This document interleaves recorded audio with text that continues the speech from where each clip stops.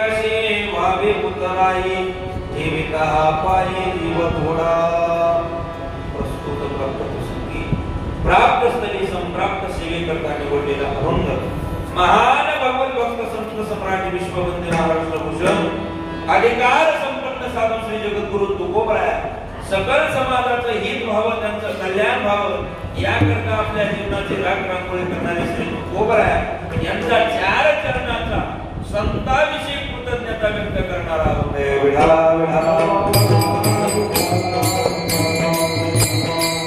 अभंग कोण आहे आणि चार चरणाचा आहे.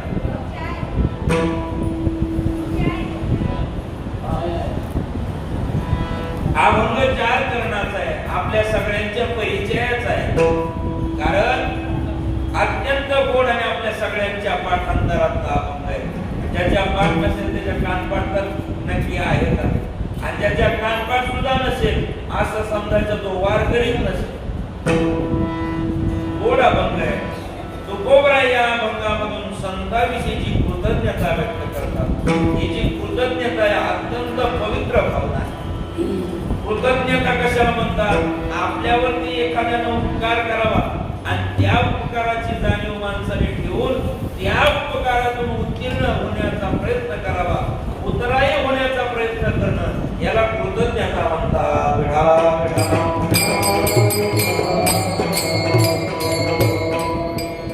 जगद्गुरु तुकोबराय म्हणतात त्यांचे एवढे मोठे उपकार आहे तुम्ही काय सांगू, तुम्हाला काय सांगता महाराज, काही ना काही सांगितल्याशिवाय आमच्या काय लक्षात येईल. तुकोबराय म्हणजे त्यांचे उपकार एवढे मोठे आहेत की मी ती माझ्या वाणीने सांगू शकत नाही महाराज, पण आम्हाला करायचं कसं. तुकोबराय बोलले मज निरंतर जागृती, त्यांनी मला निरंतर जाग करण्याचं काम केलं.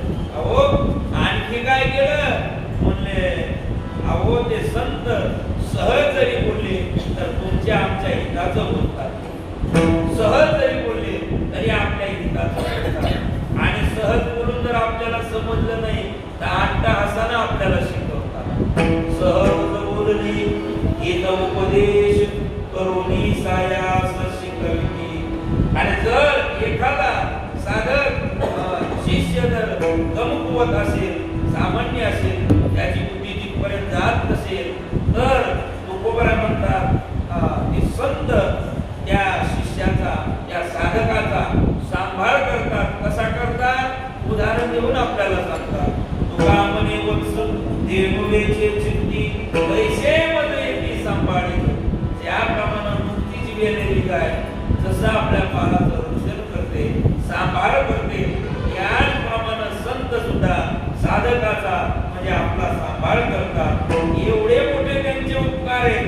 या उपकारातून तर आपण उतराई होऊ शकत नाही, त्यांना आपण काही देऊ शकत नाही.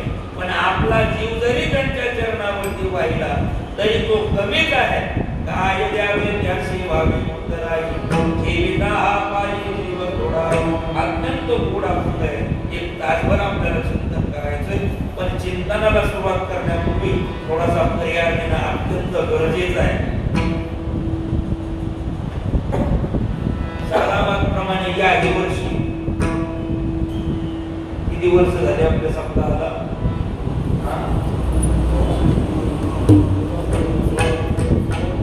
किती? 9 वर्ष. वा.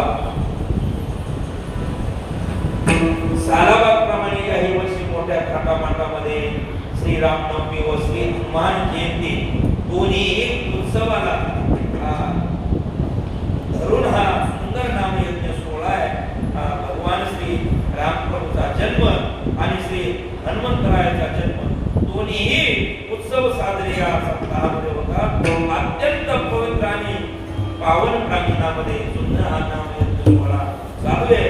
त्याच्यामध्ये सुंदर ग्रंथराज ज्ञानेश्वरी पारायण असेल, नामजप सोहळा असेल, सर्व नित्य नियमाचे आपले कर्म काकडा असेल, विष्णू सहस्रनाम, ज्ञानेश्वरी पारायण, गाथा, भजन, नामजप, हरिपाठ आणि रात्री कीर्तन, तदनंतर हरिजागरण सुंदर आयोजन नियोजन आहे.